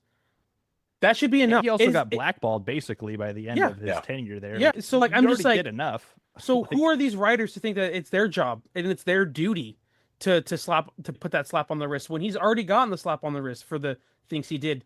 What was it? A decade ago? Deflategate was like a decade ago. Spygate was 15 years ago. Dude, get out of here, dude. Perspective on this too. He is again the greatest coach of all time. There have been 5 coaches that made the Hall of Fame on first ballot. George Halas, Vince Lombardi, Tom Landry, Don Shula, and Chuck Noll. Okay? Yeah. Those are all amazing coaches that you cannot tell, as Jameson was just saying, the history of the game without. But legitimately, that dude's better than all of them. Yeah. Period. This is 100% NFL writers or just sports writers getting involved in crud they don't belong in. I know you guys have been talking about that, but like legitimately, the players should absolutely elect the Hall of Fame. The game has changed. The voting process needs to change. They need to abolish this. It makes no sense. The writers also have no power left in this game. That's what doesn't make any sense. The newspapers are dead. They're completely dead. Online content rules. Nobody digests anything that's more than a half page long when it comes to the story. And most people just read the stinking headline and just comment below their stupid opinions that don't take anything into context anyway. So legitimately, journalism in sports is dying or is dead completely. Like the thing that gets the most attention every day is two dudes screaming at each other that don't even believe in the things that they're saying on ESPN. So legitimately, what are we doing letting guys that work for those companies elect these guys in the Hall of Fame? They hold grudges. They don't have honest, pure processes. There's no criteria. That's what doesn't make any sense to me about the Hall of Fame. We call these guys GOATs, but there's no criteria that puts them in. They just make up what they want to make up. Because if we were electing guys off the merit of what they did in the game, of course he's a first ballot Hall of Famer. Of course Terrell Owens is a first ballot Hall of Famer. But you don't like the guy and the way that he treated you when you asked him questions, and so you seriously keep him out of the Hall of Fame for that? Trash. Absolute trash. Greatest of all time, the media, all due respect. which is what they want. And that's what's the most frustrating, for sure. Absolutely. It's like, how can I cling on to relevance still? I'm going to win. Oh, I didn't vote for Belichick when I could have in the first ballot. I did. Like, I was the one who didn't vote for Ichiro for unanimous Hall of Fame. Oh, yeah. Punch that guy in the face. Yeah, I mean, obviously, they just need to rework the entire system at this point. But if there's any time where we're like, hey, we actually need to revoke your ability to vote on the Hall of Fame, like it is a situation like this where it's just like, it's cut and dry. There is no like argument that you can make for here's why I didn't, when you are, again, like looking at what the Hall of Fame actually is. Seriously, if there was some rule that kept them from voting on, let's say, some guy that clearly had deserved it for a long time, and we were just trying to figure out, okay, we got this guy that has top 10 stats at his position all time, and it's him or Belichick, and we can't ever put this guy in, though, any other time. This is his last year of eligibility, and so we're just going to wait till Belichick next year. If you even had that to justify it, cool, but that's not how the Hall of Fame works. So even then, they would kick somebody else out, not Belichick. Yeah, it's never made any sense either, because some people use this off-field stuff, and they're like, Ray Lewis, first ballot Hall of Famer, and he allegedly killed somebody. In Minecraft. Allegedly killed somebody that most people think actually happened. And he's first ballot Hall of Famer right on in. Like, you're like, Belichick should get a pass for Spygate or whatever the crap they wanted to call it. Like, come on, guys. Yep. Like, one thing, no. No, the NFL should absolutely intervene. It's friggin' too many Super Bowls. Too much success. I did the math. He's won 13% of Super Bowls. We're about to have 60 of them. 13% of them. It's so bad. It's so crazy. It's just makes no sense. Makes no sense. I think everything you guys have said it right. It legitimately, next week when we watch the NFL awards, I'm going to be real curious where a few of these things land. I'm terrified that everybody voting on stuff is just going to pull weird, crazy, sideways stuff after this today. That's going to be really interesting. I'm curious about this class, though, guys, because it's loaded, right? Yeah. Like, this Hall of Fame class is loaded with options. How many? What's a max there can be? I think it's 7 players, right, Mike? Yeah, I think it 7 players, and then there's the seniors. There's like the seniors thing where we didn't recognize like offensive linemen for a long time, that kind of crap. I think it's actually 5, and then you can have as many seniors as you want that actually qualify. So I'm pretty sure it's only 5, but also you can up that. It's weird because I think you can up that number if there's more nominated. Like, because you can have a tie in the nominations and it ups the numbers. By the way, Patrick Willis was a first ballot Hall of Famer, and Bill Belichick won as many Super Bowls as seasons that Patrick Willis played in the NFL. I just want to throw that out there. It just ran across the top of my head. But, hey, I wanted to say in Pick'em, before we get to my questions and end the episode, we murdered this last week. Boom! I missed a score by 3 points. I actually guessed the Rams 27. And so we got real close on that one. Mike missed by 1 freaking point less than John, our youngest guesser. Sorry, but to my buddy John, Mike got you by 1 point. You were 8 off. You were 7 off. He was 8 off on that very low Pats Broncos score. So we gained some points this week. It was 3 points you guessed the winner, 7 points this week if you guessed the score, and we got both of them. So we are now up 101-74. The game is technically not over. This week it is 5 points, or for the Super Bowl, I should say, it will be 5 points if you guess the winner and 10 points if you guess the score. So there can be a pretty big swing here if we all do some weird stuff. I'm just putting that out there. So if those guys want to talk to each other and figure out strategy against us, they could do that. Maybe if they pick the Pats to win and we all pick the Seahawks. So could still be a swing. Not a bad showing by them overall. They were actually pretty close in both their score picks, but a few of them did take the Rams. We swept and took the Seahawks. That is the biggest difference maker in the separation of points. I know I got the point spread right because I picked 28-24, so I got the Seahawks win by 4 points, but I didn't get the closest score. But yeah, no, it was pretty tight this week.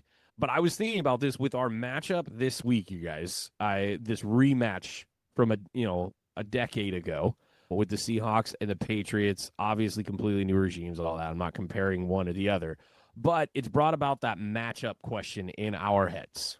This is a matchup that I know Grant wants. Like, he wants this. But if you think about other ones from the past, what matchup would you love to see again? We've had some amazing Super Bowls over the years. Stuff that literally comes down to the last play. My 49ers last Super Bowl came down to one drive, and it went to overtime. That was a great Super Bowl matchup. Great Super Bowl. Not for me and Mike. We were angry and throwing things. But, you think about those different matchups. Which one would you like to have back and why? Who wants it first? I probably can't pick mine, right? The one that No, you got to pick a different one because you already stated. Yeah. Okay. I want to see. It's a matchup, not about teams. I want to see Patrick Mahomes and Tom Brady again. Like seeing, the GOAT versus a future, GOAT, potential, right there. Obviously, you have to run the clock back, a little bit to Brady in his era. But I would see that one or a Brady Aaron Rodgers Super Bowl, because those two were like the top two for, the 2010s, in a lot of ways. And both were in the conference to make that matchup happen. And Aaron Rodgers. You just did the most Gen Z thing of all time as a sports fan. You went to players and not teams immediately. It's like fine. All Gen Z fans across all sports. You love players. I don't. I love teams. I'm just saying. But that would be. Oh, I think the quarterback head-to-head is like a pretty universal thing, at least. Oh, sure it is. Yeah. I think back to, I would love to watch Big Ben, Aaron Rodgers. Like that's fun. Absolutely. 2009, and right? honestly, the Steelers Packers Super Bowl. That's one that I would love to see. They should have had a couple of them. Like, honestly, talent. Yeah, they're coming up at the same time. Yeah, for sure. Yeah, that should have been something we got a couple of different times. I get that. That was actually on my list too. I really enjoyed that. I'm just gonna be a homer. I'm gonna say I'd like to see that Baltimore Niners game be done. There you go. The Harbaugh Bowl. Yeah, the Harbaugh Bowl. There was so many storylines in there. It was great. It was just great, and that Till it was wasn't. good. Until pass interference. But anyway, it was. The lights went out, like all of that stuff behind that Super Bowl was fantastic. But honestly, as far as just teams that I would like to see in future Super Bowls, man, it's really tough. Give me the Niners and the Ravens. I think it's just two good fan bases that are just going at it. I love it. I like historic ones, right? So that's why I said the Packers Steelers. Like, I want to see those historic franchises taking on each other. That to me brings back nostalgia, old school football. I like all that stuff. I think that would be really cool. I would also this isn't a matchup that's happened, but I would love to see teams that are awful or never been there, like a Browns Jaguars Super Bowl, or I know that can't happen, but you know what I mean. Cardinals. There we go. Cardinals Jags. Yeah, let's go with that. Cardinals Well, I really want to see a Lions Super Bowl, guys. That's what I really want. Yeah. Dan. How about a Lions Texans? Two teams that have never been to a Super Bowl. Let's go. Something like that. That'd be dead. I've always wanted to see Panthers Jags. Two cats. Like 'Cause the we saw Cat 'em Super become Bowl. Yeah, franchises. Yeah. they came franchises at the same time. One had I think to immediate prod, piggyback, that'd be I think fun. to piggyback off of that, one Super Bowl that I wish, I mean, it didn't really deliver, but I hoped it would have delivered in the way that we were hoping. That Denver Broncos Carolina Panthers Super Bowl in 2015, where you had washed Peyton Manning. I wish we could have had a version of that game where it was real Peyton Manning, like MVP caliber. Obviously, he won MVP that year, but obviously, everybody looks back at that game as this Cam Newton didn't dive on the ball. I wish we would have had peak aggressive, violent Cam Newton versus the year prior Peyton Manning, where he's like setting all these touchdown scoring records. Like that to me would have been like a, hey, the Broncos aren't quite like this team right now in this era that's like really hateable. They hadn't really done anything recently. Obviously, the Panthers like coming out and having that 15-1 season and having that be Super Bowl 50. And then it was kind of just like a mad, like the defense won that Super Bowl and Peyton Manning just threw ducks all game. I would really like a redo of that one personally. Obviously, like the biased fan in me would love a rematch of the Patriots when they just, pantsed us and Sean McVay, lost to a coach who won't be a first ballot Hall of Famer, but our head coach might be a first ballot Hall of Famer. If I had to pick, I would love honestly, this year would have been like Drake May, Matthew Stafford, Rams, Patriots. There's a lot of history there. You could go hey, this is, we're getting back, even though they're different units coached by different people. We're getting back that 2018 Super Bowl where that offense could do nothing. Now look at our offense. But it's also Drake May in year 2 is playing the Rams in the Super Bowl, coming off of a postseason where he didn't really have to do a whole lot, but maybe now he can win a Super Bowl.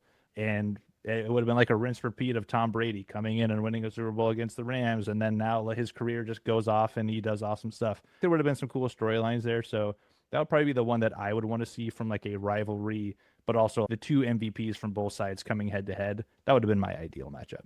Dude, we missed one. I feel bad that I did not think of this, but like, who doesn't want to watch Eli Manning? Like I was going to say Super Bowl again and see the I was going to say the that. That was Giants the first one that came to Pats mind. like again, because those were electric. Like they were such good games and they had huge moments provided by the other Manning. Like legit, I think that would be awesome. I think another one that, obviously it's great for my team, but like to see the best, historically the best offense of all time in that Broncos, Seahawks Super Bowl, like that was like one of the best defense we've ever seen and the best offenses, and clearly one just dominated the other. But if that actually had lived up to the hype of that, of like just an electric offense against a great defense, have it, maybe it be more back and forth and not be so lopsided, definitely would be, more interesting too. Because that Super Bowl's boring if you're not a fan of the, the team that won. Yeah. Yes, it was. Mike and I actually watched that together. You remember that, we Mike? did. We were like cooked. We were just eating food. Didn't even care. Quarter, Mike was like, "Hey, you want to play a game?" I think, I'm pretty sure we busted out a board game, dude. Yeah, it was nuts. But like all the hype for that game, I remember I was only like I was 13 at the time, but like, I remember there being so much hype about that game, and then it just was completely disappointed. Ping pong in the garage by the second quarter. Yep. Yeah, it was so bad. So were Broncos players probably. Like, yeah. They're playing a different kind of pong at that Dude, point. Probably. I was a little younger than you when I watched the 49ers decimate the Chargers, and I was out playing hide and go seek in the third quarter. I had all my neighborhood buddies, and we were playing hide and go seek. We're like, this game's over. Jerry Rice cooked them in the first half. Yeah. No, I think that's just fun. What's a matchup on the flip side of that you never want to see ever again? This one, 100%. I do not want to see the Seahawks versus the Patriots, and this is my reasoning. All right, this is it. This is my reasoning. It's the fan bases, and this is my unk moment right here for a second. Both of these fan bases are young and obnoxious, and I hate it. Like, it's terrible, and I'm so done and over it. My youngest boy is a Seahawks fan, and he's 7, and I'm like, get out of my face, dude. I'm done. Just get out of here. You're grounded for no reason. My 15-year-old's like a Patriots fan, and I'm like, dude, get out of here. You're done. So this is it, right? Because they're winning these games when these kids are young, and so these kids, that's why I'm a 49ers fan. The 49ers were great when I was young, and I became a 49ers fan. I get it. But now I'm 40, and I'm tired of these young fan bases being like, oh, we're so great, you guys. I'm like, I'm over it. Get over yourselves. Grow up a little bit, guys. Come on now. mature a little bit. Dude, Let's get through. Grant and I this last week were in the coldest place in America. Grant and I Holy cow. jointly endured negative 22 degrees with wind chill felt like negative 38, 39, which we did walk in out on a frozen lake. It's about a 0.35, 0.4 according to my phone from the door to door. And we walked that in the dark with the wind blowing sideways. Coldest Yeah. we've ever been in our lives. I don't know if we'll ever. That was the part I was like, yeah, this is really cold. But also cool. Like, I'll never experience that cold probably ever again. Not voluntary. And I'll know what that feels like. So Yeah. that's kind of cool. But we yeah, aren't going to take the time to explain why we were there. It was just basically like a conference/retreat thing. We'll just call it that. But when we were talking to Vikings fans, a lot of them, there's a bunch of them in Minnesota, you know. I'm very salty about my quarterback situation. That got brought up so many times. Not real happy with that. So that was I had a Seahawks sweatshirt and it just got brought up 8 times. Also, and Grant can attest to this, they're also very aware of the annoyingness of the Seahawk fan base. And they're like, dude, don't you just get sick of this crud? Because they know I live in Oregon. I'm a 49er fan. They're like, aren't they just the worst? I'm like, no, they are. And I was like, don't get me wrong. Most of them suck. And they're like, yeah. And I'm like, but to be fair, Grant does exist. Like, you have good fans that have perspective, even though he was super annoying putting on his helmet and for some reason a jersey of a guy who no longer plays for his team to make I have a picture of your son wearing this helmet, by the way. You put it on his head when he was young and didn't understand and then sent me the photo, you turd. Anyway, but it was really funny. Like, they're with you, Mike. They're like, dude, their fan base sucks. Those guys are just obnoxious. And Grant is well aware of it. Like, there is a huge bend to the obnoxiousness of the fan base, but there are good ones.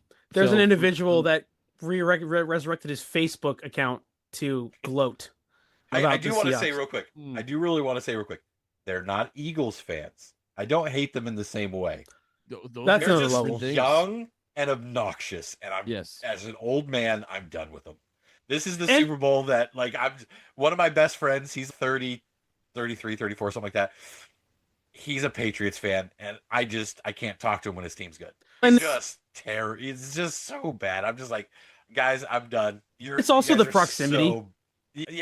Because they're the closest NFL team, so you're going to see the most fans of that team. If we lived in Philadelphia and we weren't fans of that team, they might be the most annoying. Or if we lived in Texas, Cowboys fans are obnoxious, which I'll get to in a second. Hey, I'm in Southern Oregon. I'm pretty close to San Francisco and Seattle. They're pretty close. Yeah, it's fair. Yeah. What do you? Mike gave his. You guys have one that you'd never want to see ever again? Go for it, James. Any Chiefs, Niners, Chiefs, Eagles, Patriots, Niners combination, like between those 3-4 teams, I would prefer to never see that again, if possible. Yeah, that recency bias right there. Yeah. Like, also, the Niners being one of the NFC West rivals, like the number one rival, and then the Eagles being just one of my least favorite teams and fan bases. And then it's, the freaking Chiefs and the Patriots. Like, not enough said. But. Amen to that. Mine would be, obviously, I go, Chiefs and Cowboys, because the Cowboys are just delusional. If they just make a Super Bowl appearance, win an NFC championship, it's all back. Just it's so bad. The Weedham boys, how about them Cowboys? It resets the clock, because they've been frozen in time a little bit, but that would thaw the ice real quick if they even just start winning a playoff game or two, win an NFC championship. They haven't appeared in an NFC championship in 30 years or whatever. But just even getting to that, even if they lose, the Super Bowl to the Chiefs, and obviously the Chiefs would live for another 100 years. Bro, if they won he's gonna be like Mr. Yeah, he's gonna be like Mr. Vegas from Fallout in Vegas and live in a cryo, thing. Which might be good for us Cowboys haters, to be honest. Because he would still have his hand in the team. And we screwed up. But yeah, so probably that one. Obviously, Niners or Rams, division right for sure. But also maybe the Cardinals, just because it would be so shocking. Like, why are they here? What are you doing here? But yeah, probably Cowboys, Chiefs. I think to your point, Grant, I think the most annoying thing to see in the Super Bowl is like more just the fact that I know that any one of our teams could make the Super Bowl basically like any year just about. And that's really annoying. Like the fact that, okay, the 3 of our teams of, the 16 teams in the NFC have some of the better chances to make it. So any of the combinations that's an NFC West team that's not your team is like immediately one of the most annoying things because like, gosh dang it. Of course, I would. if it's not We us, could have been there. That should have been us. yeah. I would love Like the to Niners not a have. couple years ago, you guys now, us a few years ago. I would love to not have to hate watch a Super Bowl. Yeah. I'm hate watching because I'm gonna root against the Niners, even if the Chiefs are winning a billion. I'm not rooting for the Niners. I'm not rooting for the Rams. But also, I like in this last one, I was hate watching because I didn't want the Chiefs to win another one. So I was rooting for the Eagles because it was like a lesser of two. Yeah. Oh yeah, things. I 100% was. And so I want to just watch them. And I'm like, I actually don't care who wins. That'd be nice if it's not again one of our division rivals and it's not a team that's there every stinking year. I'm telling you, think Jags they just Panthers, win. we're in. I'm locked in Jags Panthers. I would love I a don't Jags care who Panthers. wins. I Let's teams do I don't this. care about. I'd love it. Amen. No, I'm about it, dude, because this will be year 2 in a row where I'm hate watching 100%, and there is no winning in this one. I just want to be really clear. I just want the fan base that lives farther away from me to win. You don't hear it as That's much. really where I'm at. Cooper Kupp winning an MVP in the Super Bowl again would be the only win that I could take away from this thing. And obviously that's not happening, so therefore there are no wins in this fight for me. Bro, if he does, that'd be nuts. Okay, so let's get into it early. Last question of the night, okay? Because we all got to start game planning. Clearly, Jameson's going to allow himself to go to a Super Bowl party since his team's not in it. And I know he happens to be a big foodie, so he's probably got the first answer for this. But what is your must-have? When we think about Super Bowl parties, we've all got one thing that we're like, this needs to be here. I look at it like Thanksgiving dinner, okay? This is a thing where the sides rule. Again, we've had this discussion at length. But what's the one thing that's got to be at your Super Bowl party? That dish needs to be there for this to be successful. I'm going to go at Jameson. I know he's got it. Yeah. See, I have a lot, but I'm going to keep it simple here because I think this has to be in the starter pack of any party. And maybe this is a cop out because there's a few different variations, but it's like a chip and a dip, whether that's chips and guacamole or salsa or like nacho cheese, or if that's like a chili cheese dip, which I'm a huge fan of, a spinach artichoke, any of those kinds of things. A buffalo chicken dip is maybe my number one. That's recently really you get a little pieces of bread and you toast them up and then you just, buffalo chicken cheese, whatever kind of dip. So I'm going to go like a chip and dip route. I know, again, maybe that's a bit of a cop out, but I think to me, that's like wings are great. I'm taking them over wings. I love like a little smoky or like a pig in a blanket. I'm taking it over those. It's just, you can't go wrong. If the chips and the dip are at the table, you're like, oh, the game hasn't even started yet. The other food's not even ready, but I've already put down like a half a bag of chips and half of this can of dip. Like it's a no-brainer to me. Dude, if you eat lunch on Super Bowl Sunday, you're an idiot. Yeah, you snack. You just snack for all 4 hours. Day. Yeah. All day. What are you Kids doing? are like, what's dude? for dinner? You point to the snack table. You're like, go over there. Yeah. You starve yourself and then enjoy the saddest day of the NFL season. Go have a great time. Mike, what's your go-to? I gotta shout out chips and dip was my thing. I make my own bean dip. It's phenomenal. I make 3 gallons of it that people ask for. Cold I actually dips, hand it hot out, dips, whatever it is. It's going out there. But no, my go-to honestly is like the pulled pork slider. You get the Hawaiian roll, right? Yep. And you just pulled pork from the crock pot and you got 50 different barbecue sauces. And so every slider can be slightly different with the different kind of barbecue sauce you got. And you just grab one, you throw some sauce on there and you just go. Or you grab 5 and you sit down and you just munch on them. That's it. Yep. Give me something simple like that. Throw them in the oven. I don't care. Toast up. whatever. Pulled pork sliders. Let's get it done. Got to be the Hawaiian rolls. It's got to be those sweet Hawaiian rolls. The best. That's if you're going pulled pork and you're going sweet sauce, dude, Hawaiian roll is the only thing that exists. That is it. Let's go. That is Amen. it. Grant. So last year we did a new one that I was a big fan of, and it was more of the style or the presentation or the delivery of it. We cleared off my entire table and we did tinfoil and did a massive amount of tabled nachos. So that was legit. Like you just a bunch of chips, and then you the cooked beans and then the cooked meat and just spread it all around the table. So that was great. Scoop it all up. Yeah, that was great. Probably unsanitary, but Fine. But honestly, it's though, just your for me, family, it's though, good. Yeah. this is going to be an obscure one, like a very random poll. But for me, honestly, it might be like a charcuterie board. I love like meats and cheese. That's a good pick. That's a great Like pick. I love just like some like prosciutto or some salami.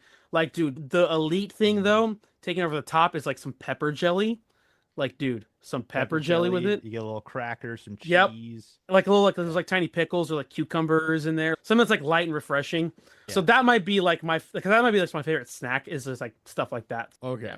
So no, I will say first of all, the chili cheese dip is the staple.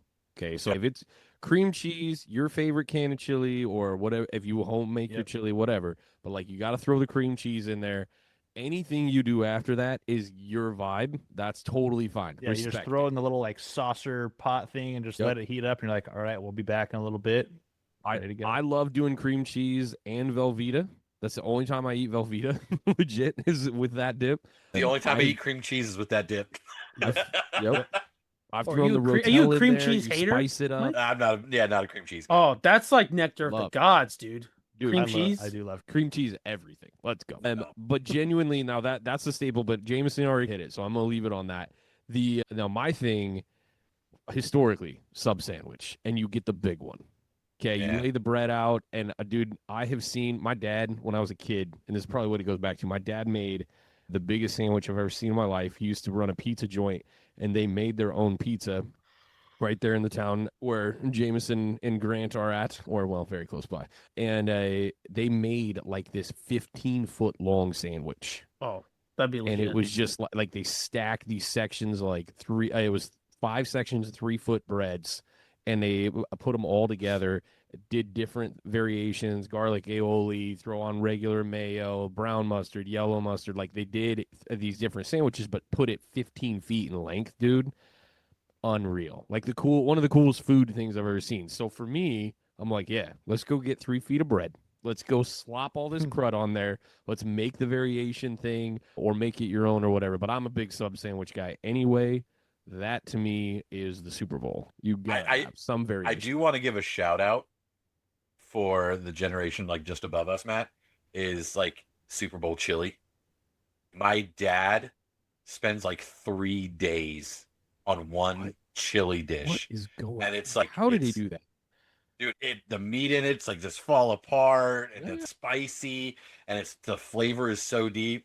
I'm not taking that kind of time. I'm just not. No, I put pulled pork in the crock pot for 6 hours in the morning before I go to church, and by Super Bowl time, it's ready, it's done, and you're like, we're going. Like I'm not even playing that game. But no, shout out to the old chili cook-off dudes that used to do this for the Super Bowl. Like, power to you. I'll eat that chili every Super Bowl. But I'm not doing it. Like, just not doing it. In preparation, we hope that you are looking up your favorite thing. You got it ready for your Super Bowl party. Unless you're locking yourself in your basement, then just make a bunch for you. Do whatever you got to do to make it through. If you're a Seahawk fan or if you're a Patriots fan that plans on locking yourself in a basement, have a good time. Wish I could. Yeah, Grant will be at a Super Bowl party, just for the record. I know that to be a fact, as will I, but I don't care about this game. Hey, man, I just got my family. I'm happy. This is going to be fantastic for me. I know. I encourage everybody, though, go research your recipes, hit up Instagram, get your stuff ready. This is going to be a great couple weeks leading up to this game, and we are believing for an electric Super Bowl here this February. Also looking forward to those Olympics, though, not going to lie. And this next week, we're going to be going over our picks for all the player awards across the NFL. We're going to finally find out who the MVP is, not this Thursday, but the Thursday after, right before the Super Bowl. So we'll be back next week to do our picks for that, go over kind of the odds and everything that you need to know before they do the selections. And then as well, we'll be doing, obviously, our Pick'em show for the Super Bowl, and we'll be doing prop bets next week, the little tradition that we have. And we're looking forward to breaking down all that stuff and just celebrating one last go at football before the dark days consume us and we are left to our vices that are football and, college basketball. There is nothing. The NBA sucks. There is no other vice for us. No. But anyway, you guys have a great week. Sportsify will be back next week. Thanks for all the love this week and all the attention on social media. We look forward to the conversation. We love engaging with you guys. Much love, everybody. Have an awesome week.